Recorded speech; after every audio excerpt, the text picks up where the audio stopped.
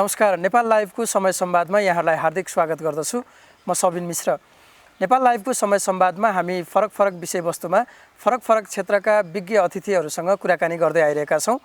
समय संवादको आजको श्रृङ्खलामा आज हामी पोखराबाट एउटा अन्तर्वार्ता गर्न गइरहेका छौँ र नेपाल उद्योग वाणिज्य महासङ्घका पूर्व अध्यक्ष रहनुभएका अग्रणी उद्यमी व्यवसायी आनन्दराज मुल्मीसँगको अन्तर्वार्ताका लागि आज हामी पोखरा आइपुगेका छौँ र हामी आजको श्रृङ्खलामा उद्योग वाणिज्य महासङ्घका पूर्व अध्यक्ष आनन्दराज मुल्मीसँगको अन्तर्वार्ता प्रस्तुत गर्दैछौँ। स्वागत छ यहाँलाई। धन्यवाद सबिनजी। आराम हुनुहुन्छ? बस धेरै उद्यमी व्यवसायीहरूलाई हामी काठमाडौँमै भेट्छौँ। तपाईँ काठमाडौँ बाहिर बसेर एउटा सामान्य हिसाबले आफ्नो व्यवसाय गर्दै आइराख्नु भएको छ। हामी काठमाडौँमा सरकारका मान्छेका कुराकानी सुन्दाखेरि चाहिँ नेपालमा औद्योगिक व्यावसायिक वातावरण सुध्रिँदै गयो, लगानीको वातावरण सुध्रियो भनेको सुन्छौँ। तपाईँले यहाँबाट हेर्दाखेरि के देख्नुहुन्छ? सबिनजी, बडो यो समसामयिक विषय र नेपाल समग्रमा एउटा चिन्ता र चिन्तन गर्नुपर्ने विषय तपाईँले उठाउनु भएको छ र कुनै पनि मुलुक अब बिना आर्थिक प्रयास अगाडि बढ्न सक्दैन भन्ने कुरो विश्वका इतिहासले पनि हामीले देखाइसकेको छ। त्यो सन्दर्भमा अब नेपालका राजनीतिज्ञहरू जसले सरकार चलाइरहेका छन्, कमसेकम पनि अब एहसास महसुस हुन थालेको छ कि अब नेपालमा पनि आर्थिक विकासका प्रयासलाई अगाडि नबढाउने हो भने मुलुक यही स्थितिमा रहन्छ र नेपाली जनतालाई हामीले जीवनस्तर माथि उकास्न हामी सक्दैनौँ भन्ने एउटा रियलाइजेसन प्रोसेसमा गएको चाहिँ अहिले फिल भइरहेको छ। त्यसैले खास गरी यो संहिता प्रणाली आइसकेपछि यो मुलुकको आर्थिक संरचना बारेमा धेरै ठुलो बहस हुन सकेका छैन। अहिले पनि सम्पूर्ण आर्थिक नीति र मौद्रिक नीतिहरू सङ्घीय प्रणालीमा केन्द्रित भएको हामीले महसुस गरेका छौँ। प्रदेश सरकार र स्थानीय सरकारलाई जुन किसिमका अधिकारहरू सुम्पिएका छन्, आर्थिक अधिकारदेखि लिएर व्यावसायिक अधिकारहरू सुम्पिएका छन्, त्यसलाई ग्रहण गर्ने र त्यसलाई लागू गर्ने अवस्था अहिले सृजना भएको छैन। त्यसले गर्दाखेरि निजी क्षेत्र एउटा अत्यन्त अन्वयस्क भन्छ, यसलाई कन्फ्युजनको स्थितिमा अहिले देखा परेको छ। प्रदेश सरकारले कहाँनिर के भूमिका खेल्ने हो, स्थानीय सरकारले के गर्ने हो र सङ्घीय सरकारले कुन हदसम्म मात्र व्यवसायलाई प्रोत्साहन गर्ने हो भन्ने खालका लेखाजोखा अहिले हुन नसकेको सन्दर्भ हो। हामी प्रत्येक वर्ष बजेट सुन्छौँ, 2 वर्ष त हामीले बजेट सुनिसकेका छौँ। यो बजेटमा पनि सङ्घीय प्रणालीको केन्द्रीकृत ढाँचाका प्रतिबिम्बहरू हामीले देखिरहेका छौँ। उसले दिएका रकमहरूलाई प्रदेश सरकारले खर्च गर्ने, उसले दिएका रकमहरू स्थानीय सरकारले खर्च गर्ने बाहेक अरू प्रक्रियालाई अगाडि बढ्न सकेको छैन र नेपालमा व्यावसायिक वातावरण सृजना गर्ने, खास गरी आर्थिक लगानीका अवसरलाई खुल्ला गर्ने र यसलाई प्रोत्साहित गर्ने खालका कुराहरू प्रदेश सरकार र स्थानीय सरकारले गर्न सकेको हामीले महसुस गरेका छौँ। म गण्डकी प्रदेशको राजधानी पोखरामा बसिरहँदा हामीले धेरै पटक यो सरकारमा बस्नेहरूलाई हामीले यो आग्रह गरेका छौँ, तिमीहरूको पहिलो प्रयास भनेको यसतर्फ प्रतिबिम्बित हुनुपर्छ। हिजो सङ्घीय सरकारले दिएको अनुदानको रकम खर्च गरेर मात्र तिमीहरूको समृद्धिका कुराहरू हासिल गर्न सकिँदैन। जबसम्म तिमीले आफ्नो प्रदेशका सम्भावनाहरूलाई यथार्थमा परिणत गर्न सक्दैनौ, त्यो भनेको शून्य अवस्थामा रहनु हो। त्यसैले तिमीहरूको प्रयास यसतर्फ उजागर हुनुपर्छ भन्ने कुरा हामी बहस चलाइरहँदाखेरि उहाँहरूको एउटै मात्र गुनासो, सङ्घीय सरकारले हामीलाई अधिकार दिएन, सङ्घीय सरकारले हामीलाई काम गर्ने अवसर दिएन भन्नु बाहेक अरू हामीले पाउन सकेका छैनौँ। त्यसैले व्यावसायिक वातावरणमा उल्लेखनीय प्रगति भएको कुरा चाहिँ स्वीकार गर्न सक्ने अवस्था पटक्कै छैन। त्यसमाथि पनि अहिले यो जुन किसिमका काम गर्नको लागि जुन समय अवधि हो, जुन किसिमका प्रोसेसहरू हुन्, जुन किसिमका करका नीतिहरू आइरहेका छन्, त्यसले खास गरी काम गर्ने व्यवसायीहरू र नयाँ लगानीकर्ताहरूलाई अलिकति बुझ्न पनि कठिन भएको छ। तपाईँलाई उदाहरण दिउँ न, असोज मसान्तसम्मको सामाजिक सुरक्षाको कुराहरू आइरहेका छन्। अब लाखौँ प्रतिष्ठान भएको सन्दर्भमा 6000 मात्र त्यसमा जोडिनु भन्नु मतलब सरकारले सोच्नुपर्ने विषय हो। यो के हो त, कसो हो त भन्ने खालको कुराहरू अहिले व्यवसायहरू के भनेर अलिकति आफूलाई आतङ्कित महसुस गरेका छन् भन्दाखेरि हाम्रो व्यावसायिक लागत बढ्ने भयो नि त। प्रतिस्पर्धी हुन नसक्ने मुलुकभित्र हामीले आफूलाई चाहिने उत्पादन गर्न नसकेको अवस्थामा सानसाना काम गरेर बस्ने यो प्रतिष्ठानहरूले आफ्नो लागत बढाएर त्यो बजारमा कसरी वितरण गर्न सकिन्छ भन्ने खालका कुराहरूले अत्यन्त एउटा आशंका जन्माएको छ। त्यसमाथि वित्तीय पहुँचको अहिले पनि त्यही अवस्था छ।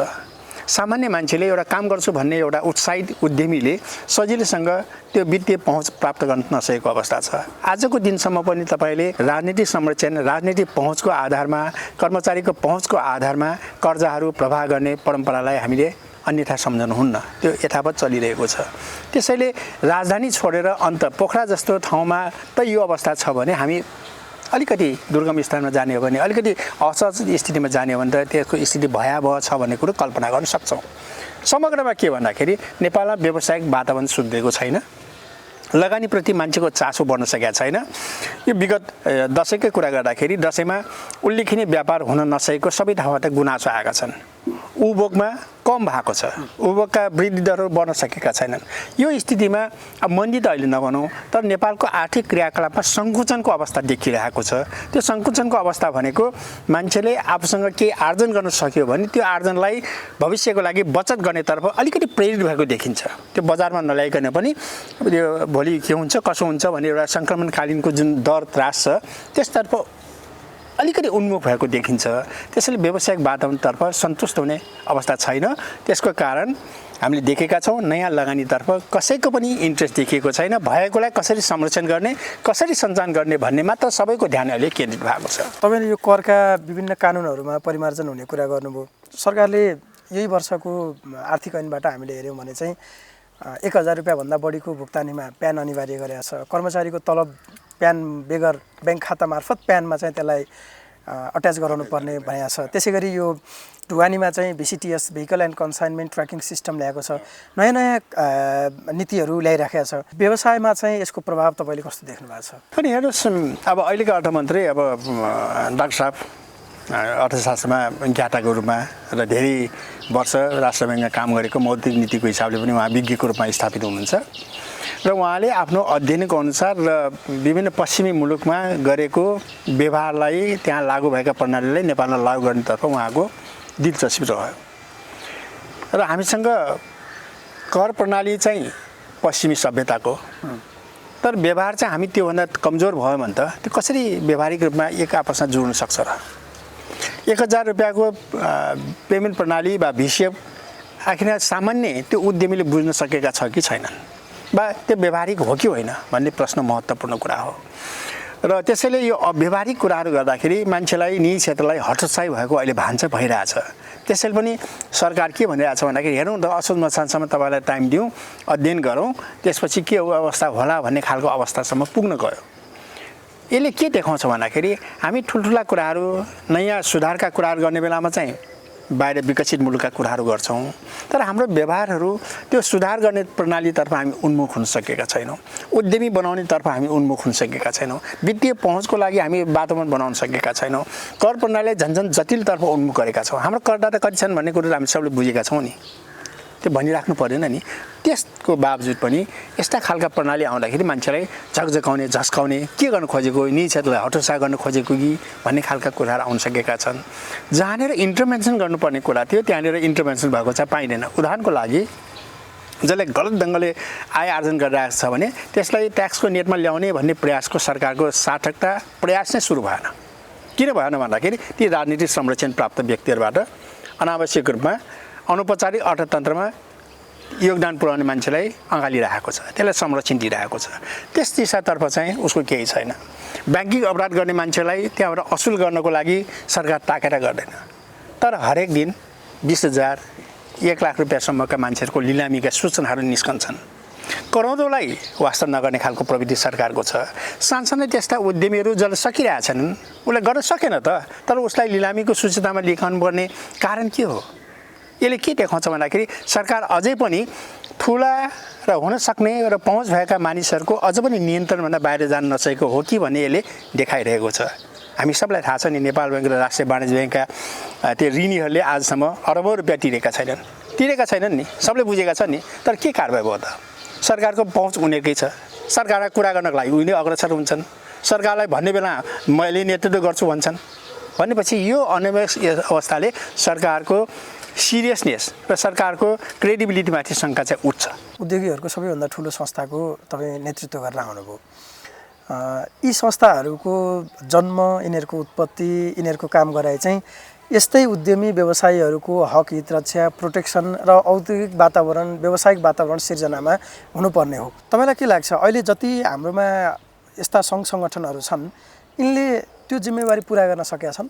अनि हेर्नुहोस्, अहिलेको खुलेरै तपाईँसँग कुरा गर्नु पर्दाखेरि अहिले जस्तो निजी क्षेत्र कमजोर कहिले पनि भएन। अत्यन्त नाजुक अवस्थामा निजी क्षेत्र अहिले गुज्रिरहेको छ। निजी क्षेत्रका आवाज उठाउने र बेसिक रूपमा त्यसलाई इन्टरभेन्सन गर्नको लागि सरकार र सम्बन्धित निकायले दबाब गर्नको हैसियत नभएको अहिले संस्थाहरू धेरै छन्। एक त निजी क्षेत्रमा रहेका मानिसहरू नेतृत्वको लागि अत्यन्त भोको, अत्यन्त आतुरता र म कसैको नेतृत्व गर्न पाऊँ भनेर नाना किसिमका संस्थाहरू खोल्ने गरेको हामी सबले बुझेका छौँ। सरकारको प्रयास पनि छ त्यसमा, सरकारले निजी क्षेत्रलाई विभाजित गर्नेतर्फ कहीँ कहीँ उन्मुख पनि छन्, त्यो पनि हामीले बुझेका छौँ। त्यसलाई विभाजित गर्न सक्यो भने आफ्नो अनुकूलका नीतिहरू लागू गर्न सकिन्छ, कसैको विरोध आउनु भन्ने कुरो सरकारले बुझेको छ। त्यसैको पछि पछि निजी क्षेत्र पनि लागिरहेका छन्। नेपाल उद्योग वाणिज्य महासङ्घको कुरा गर्न चाहनुहुन्छ भने हिजोसम्म सम्पूर्ण निजी क्षेत्रको एउटा मात्र छाटा सङ्गठन रहेको 100% के भनौँ न 100% निजी क्षेत्रको प्रतिनिधित्व गर्ने संस्था आज 1/3 संस्था बन्न पुगेको छ। 1/3 मात्र प्रतिनिधित्व गर्ने संस्थाको रूपमा आफूलाई स्थापित गरेको छ। त्यो स्थापित मात्र भएन, त्यसका आवाजहरू कति सुन्छन् भन्ने कुरा हामीले बुझेका छौँ। व्यवसायका आवाजहरूलाई कति उठाउन सकेका छन् भन्ने कुरो बुझेका छौँ। व्यवसायीले भोग्नु परेका समस्या बारेमा कति जोरदार इन्टरभेन्सनका प्रयासहरू गरेका छन् भन्ने हामीले बुझेका छौँ।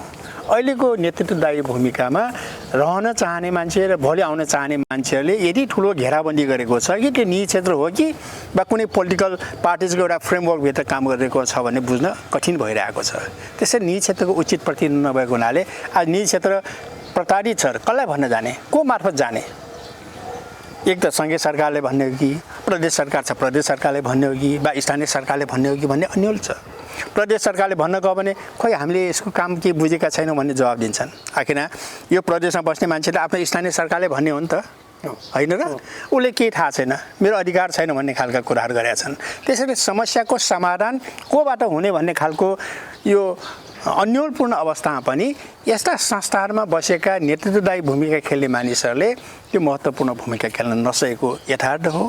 नेपाल उद्योग वाणिज्य महासङ्घ सबभन्दा अग्रणी संस्था जसमा म पनि समावेश भएँ, आज यो स्थिति देख्दाखेरि हामीलाई कता कता मनमा चसक्क छोएकै छ। किन हामी प्रभावशाली हुन सकेनौँ? किन हामी प्रभावकारी हुन सकेनौँ? किन हाम्रो आवाजलाई सरकारले गन्न छोड्यो? किन हामी राजनीतिक पार्टीका नेताहरूका कुराहरू मात्र पछि लाएर हामी अगाडि बढेका छौँ? यो प्रश्न अत्यन्त महत्त्वपूर्ण हो। त्यसै निजी क्षेत्रलाई सशक्त बनाउनको लागि यस्ता संस्थाको जरुरत थियो तर हुन सकेन, तर आवश्यक छ भोलिको लागि। तपाईँलाई अझ यो एफएनसिसिआईकै प्रसङ्ग आएको हुनाले म यसमै अझै प्रश्न थप्न चाहन्छु। एफएनसिसिआईको चाहिँ विधान संशोधनका लागि अधिवेशन बोलाइएको छ। यो कार्तिकको अन्तिममा अधिवेशन हुँदैछ। 1-1.5 वर्ष अगाडि पनि एकपल्ट 2-3 वर्ष अगाडि पनि विधान संशोधन गरियो। फेरि अहिले 3 वर्ष अगाडि जे ल्याइएको थियो फेरि त्यही पुरानैमा फर्काउन खोजेको छ। तपाईँले कसरी हेरिराख्नु भएको छ यो गतिविधिहरूलाई चाहिँ?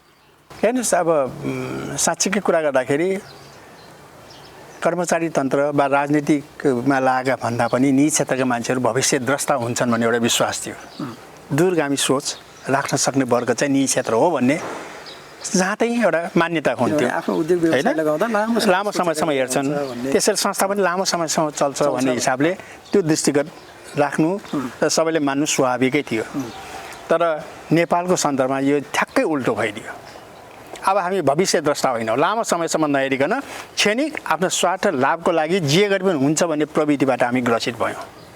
नेतृत्वमा बस्ने साथीहरूले संस्थागत रूपमा भन्दा पनि निजी क्षेत्रलाई बढावा गर्नुभन्दा पनि आफ्नो व्यवसायलाई हित हुने खालका केही सुधार पो गर्ने हो कि वा कहीँ वित्तीय पहुँचको लागि प्रयास पो गर्ने हो कि वा कुनै किसिमका अप्ठ्यारो छन् भने आफ्नो व्यवसायको लागि त्यो सफ्टवेयर गर्ने प्रयास पो गर्ने हो कि भन्नेतर्फ लागे। सानसानो कुरामा, नीतिगत कुरामा आफ्नो व्यक्तिगत प्रयासमा यिनीहरू रुमलिएका छन्।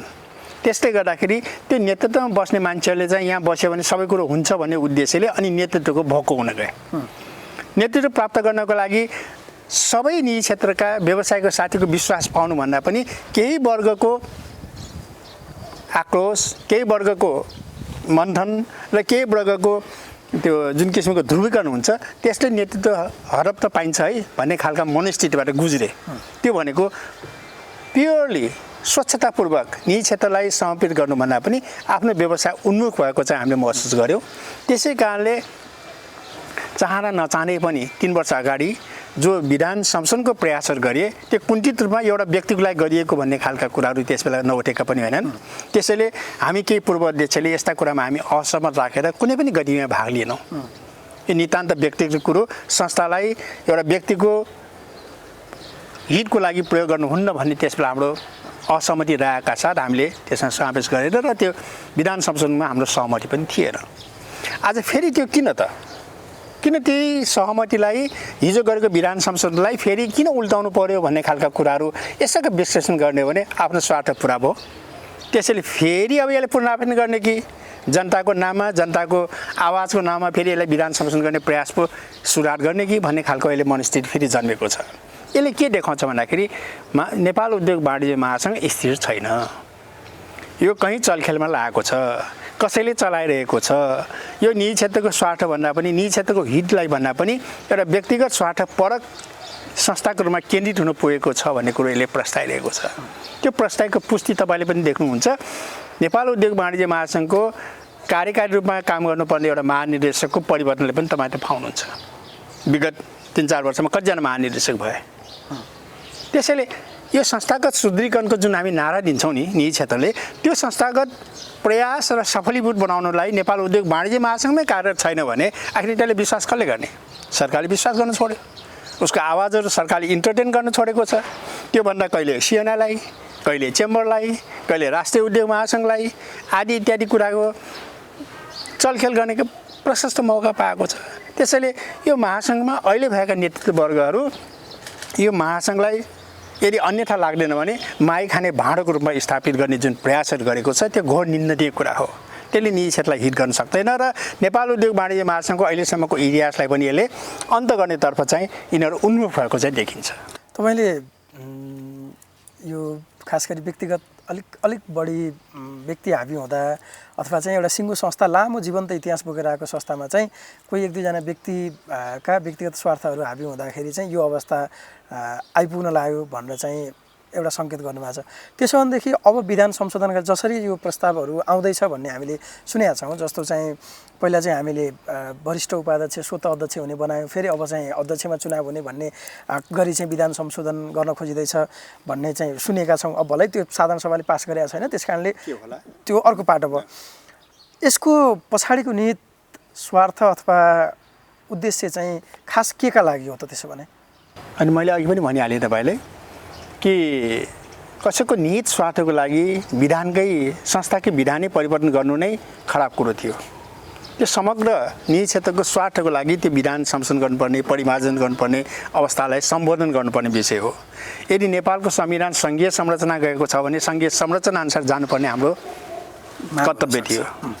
3 वर्ष अगाडि संशोधन गर्ने बेलामा चाहिँ त्यो सङ्घीय संरचना लागु त भइसकेको थियो नि त। हामीले नेपालमा नयाँ संविधान आइसकेको थियो नि त।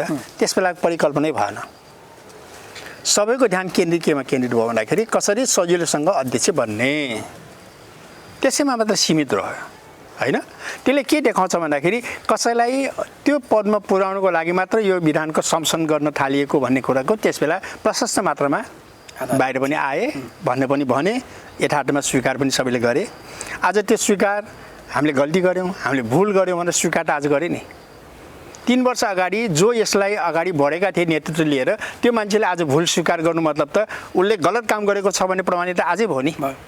प्रमाणित भयो नि, कसैले नभने पनि प्रमाणित भयो नि। नभएदेखि त संशोधन गर्न के आवश्यक थियो र? विधान भनेको हरेक वर्ष संशोधन गर्दै जाने विषय त होइन। आवश्यकता अनुसार, परिस्थिति अनुसार, नेपालको मूल कानुन अनुसार संशोधन गर्दै जाने कुरा थियो होइन। त्यो विपरीत आज हामी त्यो स्थितिमा पुगेका छौँ। त्यसैले अहिलेको विधान संशोधनको पछाडि मकसद पनि राम्रो मकसद चाहिँ देखिँदैन। अब के नियत छ थाहा छैन, त्यो नेतृत्वमा बस्ने मान्छेलाई थाहा होला। तर हामी बाहिर बसेका पूर्व अध्यक्षको हकमा चाहिँ म त अझ पोखरामा छु, काठमाडौँ बस्ने साथीहरूसँग मेरो यसबारे कम्युनिकेसन कम छ। म जहिले पनि असहमत पक्ष यो हुनै हुन्न, यस विधानलाई मान्न स्वीकार्य हुन्न भन्ने खालको पक्षमा लागेको हुनाले मैले अहिलेसम्म विगत 3-4 वर्षको अधिवेशनमा भाग पनि लिएको छैन। यो असहमतिकै कारण हो होइन। त्यसैले काठमाडौँका साथीहरूसँग म यस विषयमा अब तपाईँले भन्नुभयो निकट भविष्यमा साधारण सभा हुँदैछ, हेरौँ अब के हुँदैछन्, कस्ता खालका प्रोभिजन ल्याउँदैछन्। फेरि अर्को 3 वर्षको लागि संशोधन गर्ने उनीको कुण्ठित प्रयास हुन्छ भने फेरि गलत हुन्छ। त्यसैले अहिलेको विधानको संशोधन यदि औचित्यता छ भने त्यो समग्र निजी क्षेत्रलाई हित गर्ने र आज 1/3 बनेको निजी क्षेत्रको संस्थालाई अब पुरा निजी क्षेत्रको संस्थाको रूपमा स्थापित गर्ने विधान संशोधन हो भने त्यो मेरो लागि स्वीकार्य छ व्यक्तिगत रूपमा। अब निजी क्षेत्रको एकमात्र प्रतिनिधित्व संस्था हुनुपर्छ भन्ने कुरामा हामी लबी गर्न सक्नु पर्यो, हामीले सबैलाई समाहित गर्न सक्नु पर्यो। सिएनआई पनि हाम्रो परिवार हो, चेम्बर पनि हाम्रो परिवार हो, घरेलु महासङ्घ पनि हाम्रो परिवार हो भन्ने खालका दृष्टिकोण चाहिँ यसले नेतृत्व गर्न सक्नु पऱ्यो नि। त्यो सन्देश प्रवाह गर्न सकेका छैन। यदि विधान संशोधनले त्यसतर्फ उन्मुख हो भने त्यो मलाई लाग्छ राम्रै हुन्छ। हामीले एफएनसिसिआईको उदाहरण हेर्दाखेरि चाहिँ एकपल्ट असाध्यै ठुलो चिरा पनि परिसकेको छ अथवा फुटिसकेको छ एकदम सिधा भाषामा। यस्तो किसिमको राजनीतिले यस्ता व्यावसायिक संस्थाहरूको त दीर्घकालीन स्वास्थ्यलाई पनि त असर गर्दो रहेछ नि। अब पनि त्यही किसिमका गतिविधि भयो भने महासङ्घ कति बलियो हुन सक्ला त त्यसो भए? होइन, मैले भनिहालेँ अघि नै कि हाम्रा केही कमजोरीका बावजुद निजी क्षेत्रलाई विभाजन गर्ने प्रयास पनि गरिएको हो। त्यो भयो पनि र हामीसँगै सम्बन्ध भएका सदस्य संस्थाहरू पनि हामीसँग टुक्रिएर बाहिर गए। त्यो भनेको महत्त्वाकाङ्क्षीको कारणले हो। त्यो समग्र निजी क्षेत्रको हितभन्दा पनि आफ्नो व्यक्तिगत आकाङ्क्षा महत्त्वाकाङ्क्षा जुन हुन्छ नि, म कोभन्दा को कम, मेरो पनि यस्तो हैसियत भन्ने खालको देखाउनको लागि यस्ता प्रयासहरू चाहिँ भएका छन्। यस्ता एक कुण्ठित प्रयासले गर्दाखेरि निजी क्षेत्रलाई कमजोर बनाएको चाहिँ हो। त्यसका बावजुद पनि महासङ्घको आफ्नो भ्यालुज थियो, महासङ्घको आफ्नो मिसन थियो, महासङ्घले एउटा निश्चित दिशामा पुग्नेतर्फ एउटा हैसियत पनि थियो। आजको दिन पनि नेपाल उद्योग वाणिज्य महासङ्घको नाम लिँदाखेरि मान्छेले एकपल्ट सोच्नुपर्ने बाध्यता स्थिति आज पनि छ। तर त्यो अनुसारको हामीले काम गर्न सकेनौँ। त्यो अनुसारको हामीले सरकारलाई ठिक बाटोमा लैजानको लागि हामीले उचित बाटो देखाउन सकेनौँ। नेपालको समग्र व्यापारिक आर्थिक नीतिलाई ठिक बाटोमा लैजानको लागि हाम्रा सुझावहरूले कहिले पनि सिरियसली अगाडि बढ्न सकेनौँ। यो हाम्रो लागि दुर्भाग्यपूर्ण कुरा हो। त्यसैले तपाईँले भने जस्तै यदि निजी क्षेत्रको लागि हामीले काम नगर्ने हो भने किन बसिराख्ने, किन सदस्य भइराख्ने भन्ने प्रश्न त उठ्छ। म किन संलग्न हुने? आज जिल्लामा रहेका जिल्ला उद्योग वाणिज्य सङ्घको सबैको पीडा त्यही छ। किन हाम्रो आवाज नेपाल उद्योग वाणिज्य महासङ्घको नेतृत्ववर्गले सुन्दैन? हाम्रा कुरालाई किन सम्बोधन गरेन? एक वचन पनि निकाल्दैन भनेर बारम्बार साथीहरूले गुनासो गरेको मैले सुनिरहेको छु। किनभने विभिन्न जिल्लामा जाँदाखेरि यी कुराहरू सुन्ने अवसर मैले पाएको छु र मेरो हैसियत त फेरि यसो गर उसो गर भन्ने छैन। त्यसका बावजुद पनि होइन, तपाईँहरू निरन्तर दबाब दिनुपर्छ, आवाज उठाइराख्नुपर्छ र निजी क्षेत्रका ग्रिभान्सेसलाई सरकार समक्ष पुर्याउनुपर्छ। के अप्ठ्यारो छ भने सफ्टवेयर गर्नुपर्छ भन्ने लाग्नुहोस् है भनेर बारम्बार भनेको अवस्थामा चाहिँ तपाईँले भने जस्तै एउटा ठुलो डरलाग्दो चुनौती के छ भन्दाखेरि जिल्लामा रहेका साथीहरूको यो कुरा सम्बोधन नगर्ने हो भने त जिल्लाका साथीहरू किन बसिराख्ने? त्यहाँ हामी आफ्नै छुट्टै काम गरौँ न भन्ने खालको एउटा डर त्रास चाहिँ हुनसक्छ, एउटा मनोवृत्ति हुनसक्छ। त्यसैले चुनौती अबको नेतृत्वमा आउने साथीहरूलाई एउटा ठुलो चुनौती हो। यसलाई कसरी एकीकृत गर्ने, कसरी यिनीहरूलाई सम्बोधन गर्ने, कसरी एक ठाउँमा बाँध्ने भन्ने एउटा ठुलो विषय रहेको छ। जसरी तपाईँले एउटा त्रास देखाउनु भएको छ, कहीँ छुट्टिने हो कि कहीँ फेरि टुक्रिने हो कि, त्यो सम्भावना कहाँनिर रहन्छ भन्दाखेरि जब उसले सर्भिस प्रोभाइड गर्न सक्दैन, जब उसले आवश्यकताका विषयमा सम्बोधन गर्न सक्दैन, समस्या छ भने त्यसलाई समाधानको लागि सरकारका पहुँच पुर्याउन सक्दैन, तबसम्म यो कुराहरू रहिरहन्छन्। अहिलेको कुरा भनौँ न, अहिले ब्याङ्कको ब्याज दरमा वृद्धि भएको घटाउन सकेनौँ। हाम्रो आवाजहरूलाई सुनेनन्। ब्याज त बढेकै हो, रकम धेरै छ, लागत बढेकै छ, सबले बुझेका छन्, तर कम गर्दैनन्। पानको कुरो र 1000 रुपियाँको भुक्तान कुरो सहज छैन, व्यवहारिकै हो, तर त्यसका बावजुद पनि सरकार तसमा सुन्न। त्यसैले यो नीतिगत रूपमा चाहिँ इन्टरभेन्सन गर्ने काममा चाहिँ जबसम्म निजी क्षेत्रका संस्थाहरू लाग्न सक्दैनन् तबसम्म महासङ्घ प्रभावकारी हुन सक्दैन। त्यसैले महासङ्घ प्रभावकारी बन्नको लागि विधान संशोधन मात्र ठुलो कुरो होइन, आफूलाई व्यवहारिक रूपमा प्रस्तुत गर्न सक्ने हैसियत देखाउनुपर्छ र साँच्चीकै निजी क्षेत्रलाई मैले बोकेर हिँडेको छु भन्ने खालका सङ्केत नेपालका राजनीतिक पार्टी र सरकार चलाउने पार्टीले पनि यसले कन्भिन्स गर्न सक्नुपर्छ। आज कता कता ती सरकारका पार्टीको प्रवक्ताको रूपमा पनि बोलिएका हाम्रा पदाधिकारीले महसुस भएका छन्, सरकारको ब्लाइन्डली समर्थन गर्ने खालका प्रवृत्ति पनि देखिएका छन्। त्यो भनेको अत्यन्त नाजुक अवस्था हो, अत्यन्त निन्दनीय कुरो पनि हो। त्यो स्वस्थ निजी क्षेत्रको प्रतिनिधित्व गर्न सक्नु त पर्यो नि उसले, त्यो नसक्नु हाम्रो लागि मलाई लाग्छ तपाईँले उठाउनु भएको दर मलाई पनि डर लागिरहेछ। भोलि 1 तिहाईको छ 1/5 को हुन्छ कि भन्ने डर लागिरहेको छ। यो हाम्रो चाहिँ सरकार र निजी क्षेत्र खास गरी पछिल्लो केही समयका घटनाक्रम हामीले अलिअलि हेऱ्यौँ भनेदेखि चाहिँ सरकार जबरजस्ती पेलेर जाने, निजी क्षेत्र सके भिड्ने, नसके त्यसमै लत्रिने जस्तो पोजिसनबाट अगाडि बढेको छ। अनि हाम्रो उद्देश्य चाहिँ के छ भने औद्योगिक विकास, मार्फत समृद्धि भन्ने पनि हाम्रो फेरि त्यो एउटा ब्रोडर उद्देश्य चाहिँ त्यो छ।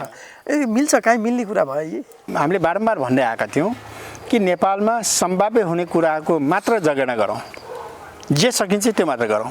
नेपालमा ठुल्ठुला पेट्रोलियम उद्योग, फलाम उद्योग, स्टिल उद्योग स्थापना गर्ने कल्पना गर्न सक्छ र? सक्दैन। अटोमोबाइल इन्डस्ट्री नेपालको सम्भावना हो र? होइन। त्यसैले त्यो अनावश्यक हुनै नसक्ने कुराहरू बोलेर केही फाइदा छैन। नेपालको कम्पिटिटिभ एडभान्टेज बारेमा हामीले बढी ख्याल गर्नुपर्छ। साँच्चै कि नेपालको आर्थिक समृद्धिका कुरा गर्नलाई हाम्रै रिसोर्सको मोबिलाइजेसन एक, हाम्रो कम्पिटिटिभ एडभान्टेज के हो त्यसमा हाम्रो फोकस र हाम्रा सानसाना उद्यमीहरूलाई त्यो साना मझौला उद्यमतर्फ आकर्षित गर्ने वातावरणको सृजना हो। हामी ठुल्ठुला कुरा गरेर मात्र केही फरक छैन, केही मतलब छैन भन्ने खालको कुराहरू बारम्बार गरिआएको सन्दर्भमा आजको दिनसम्म पनि हामीले त्यसतर्फ के हाम्रो प्रायोरिटी हो भन्ने कुरो निश्चित छैन। अब जलविद्युतका कुरा हामी गरिरहेछौँ। निजी क्षेत्रमा लागेका जलविद्युत उद्यमीहरूको व्यथा सुन्नुभयो भने हामीलाई काली लाग्दो छ। एउटा कहीँ प्रोजेक्ट सुरु भयो भने त्यहाँका गुन्डागर्दी, त्यहाँका जग्गावालको दुःख, त्यहाँका कम्युनिटीको माग होइन, अनि भोलि त्यो विद्युत किन्ने बेला विद्युत प्राधिकरणका कर्मचारीको यन्त्रतन्त्र, त्यसले कति मार पारेको छ भन्ने हामी सबैले बुझेका छौँ। त्यो कहिले पनि समाधान गर्ने सरकारको प्रयास रहेन। सरकार के भन्छ, जलविद्युत राम्रो छ, जलविद्युत राम्रो छ, लगानी गर भनेको छ। तर आजको दिनमा चाहिँ 5 मेगावाटसम्मको जलविद्युत आयोजनाहरू कति कठिन अवस्थामा छन् भन्ने कुरा हामी सबैले बुझेका छौँ। अनि जहाँनिर जे छ त्यसको सहजीकरण गर्न त सरकार तत्परता देखाउनु पऱ्यो नि। पर्यटनको उद्योगको कुरा गर्नुहुन्छ, पर्यटन व्यवसायको अवस्था के छ भन्ने हामीले बुझेका छौँ। सकी नसकी 20 लाखका कुरा गर्छौँ हामी, जबकि यो मुलुकको सम्भाव्य बारेमा हामी सबलाई थाहा छ। हामी एयरपोर्ट राम्रो बनाउन सकिरहेका छैनौँ, कनेक्टिभिटीलाई बनाउन सकेका छैनौँ। संसारभरको पर्यटनको नक्सा हेर्ने बेलामा पर्यटनको पूर्वाधार हामी सबभन्दा कमजोर छौँ। त्यो दिशा त सरकारले ध्यान दिनु पऱ्यो नि, तब न व्यवसाय उत्थान हुन्छन्। त्यसैले सरकारको प्रायोरिटी आजसम्म निश्चित भएको छैन। वनको कुरा गर्नुहुन्छ भने वनको प्रडक्टलाई हामीले व्यावसायिक रूपमा उत्पादन गर्न कहिले सरकारले फेसिलिटी गर्यो? गरेन। कृषिको हामी कुरा गरेका छौँ, कृषिको अनुदान कसले पाएको छ? हामी सबलाई थाहा छ। कृषि अनुदान पाउने मान्छे वर्ग को भन्ने कुरो हामीले भनिराख्नु परेन, सबलाई नाङ्गो छ, सबलाई थाहा छ।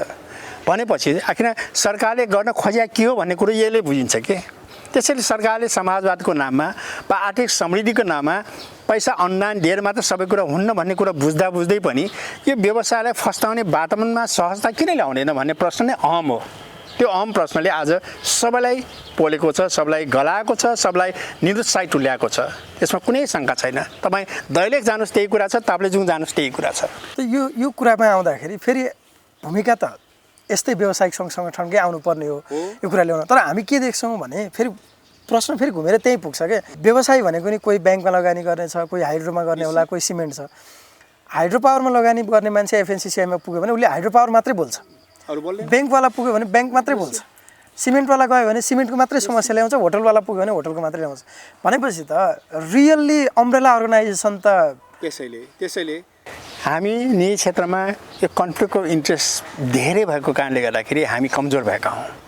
सरकारमा बस्ने मान्छेले के बुझाएको छन् भन्दाखेरि फलानु मान्छे आयो भने यो बात त विषय बोल्छ है भन्ने उसले बुझाएको छ। तपाईँले भने जस्तै कोही नेता हाम्रो जलविद्युत लागेका मान्छे नेता गएका छन्, त्यसले यो बाहेक अरू कुनै स्वार्थ छैन, उसलाई यो चित्त बुझाइदियो भने बोल्दैन भन्ने कुरो सरकारले राम्रोसँग थाहा छ, कर्मचारीलाई सबलाई थाहा छ। त्यसैले मैले अघि पनि भनिहालेँ, हामी ज्यादै आफ्नो निजी व्यवसायप्रति बढी आसक्त भयौँ। हाम्रो कामको लागि, मैले गरेको कामको सुविधाको लागि हामी निरन्तर प्रयास मात्र गऱ्यौँ। हामी सामूहिक दृष्टिको नेपालको सबै व्यावसायिक वातावरणतर्फ उन्मुख गर्ने हाम्रो कहिले पनि प्रयास भएन। विगत 5-7 वर्ष तपाईँ इतिहास हेर्नुहोस्, नेपाल उद्योग वाणिज्य महासङ्घले निजी क्षेत्रलाई प्रोत्साहन गर्ने खालका कुराहरूमा कहीँ पनि इन्टरभेन्सन गरेकै छैन। प्रतित्व गर्न जान्छ, ब्याङ्किङ प्रणालीका कुराहरू, हुन्डीका कुराहरू मात्र गर्छन्, जलविद्युतका कुराहरू मात्र गर्छन्। तपाईँले सबैले बुझेका छन्। कोही कोही त त्यो वैदेशिक रोजगार कहिले खोल्ने भन्ने खालका कुराहरू मात्र गर्छन्। अनि विडम्बना यो। त्यसैले निजी क्षेत्रको नेता भने त के द्रष्टा हो नि, उसले त समग्र तस्बिर उसको आँखामा आउनु पऱ्यो नि। ऊ जब एउटा मात्रै चिज केन्द्रित छ भने त ऊ द्रष्टा बन्न सक्दैन, नेता बन्नै सक्दैन। आज नेताको अभाव नेपाल उद्योग वाणिज्य महासङ्घमा रहेको छ। मैले भने निस्वार्थ केन्द्रित भएको कारणले गर्दाखेरि हो, व्यक्तिपरक आफ्नो इन्ट्रेस्टको कारणले गर्दाखेरि यस्तो अवस्था सृजना भएको हो। त्यसैले भोलिको दिनमा चाहिँ समग्र यो द्रष्टा राख्ने मान्छे नै नेताको रूपमा स्थापित हुन सक्यो भने मात्र एउटा गति लिन्छ, होइन भने केही समय अझ पनि हामी प्रसव वेदनामा रहनुपर्ने अवस्था छ। तपाईँसँगको कुराकानी अब म करिब अन्त्यतिर लान्छु। विधान संशोधन भए पनि नभए पनि चैतमा त एफएनसिसिआईको नेतृत्व परिवर्तन हुन्छ। नेपाल उद्योग वाणिज्य महासङ्घ जो देशभर सबभन्दा ठुलो सरकारपछि सबभन्दा ठुलो सञ्जाल भएको संस्थाको रूपमा स्थापित छ।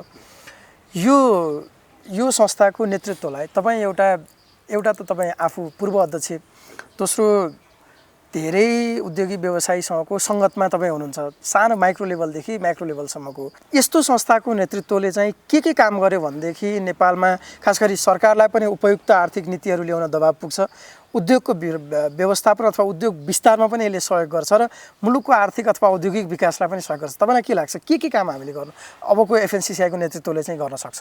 तपाईँले उठाउनु भएको अत्यन्त यो मार्मिक प्रश्न पनि मलाई लाग्छ र यो नेपालको यथार्थ पनि हो। निजी क्षेत्रलाई नेतृत्व गर्ने वर्गमा सबैभन्दा पहिलो महत्त्वपूर्ण कुरो भनेको इन्टिग्रिटी हो। हेर्नुहोस्, उसको त्यो स्वाभिमान चरित्र, होइन, उसको स्वच्छता, त्यो स्वच्छता र स्वाभिमान कायम राख्न सक्यो भने त्यसको क्रेडिबिलिटी बढ्छ, ऊ सबैको पूजनीय हुन्छ, सबैले मान्न सक्ने व्यक्तिको रूपमा स्थापित हुन्छ र त्यो सबैले स्थापित हुन सक्ने मान्छेले मात्र अनि सबैको कुरा सुन्न सक्ने हैसियत रहन्छ। आफ्नो कुरा मात्र भनिराख्ने तर अर्का कुरा नसुन्ने प्रवृत्ति आज जुन विद्यमान छ नि, त्यसलाई चिर्नु जरुरी छ।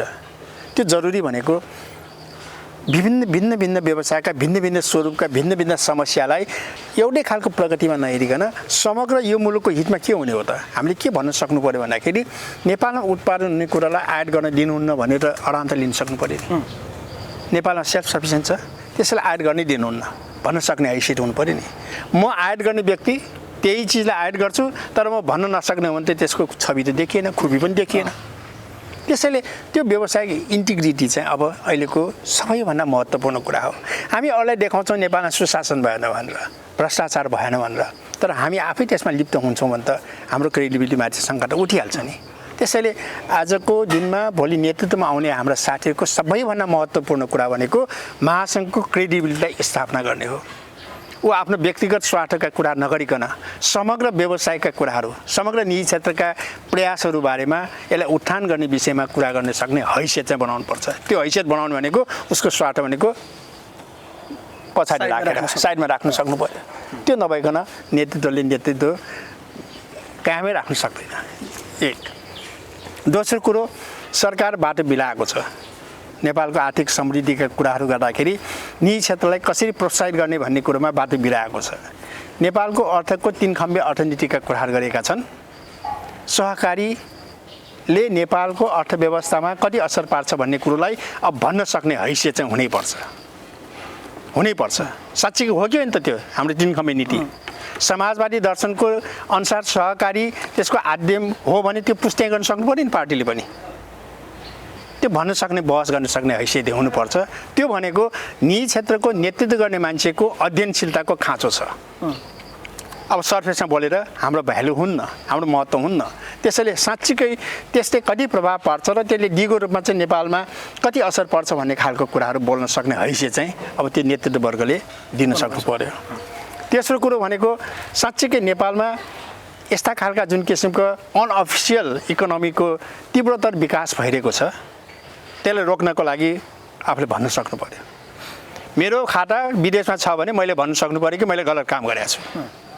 त्यसैले नेपालको अर्थतन्त्रलाई प्रभावित पार्ने खालका जति पनि नकारात्मक सूचीहरू छन् त्यसबारेमा सरकारलाई झकझकाउनु पर्यो।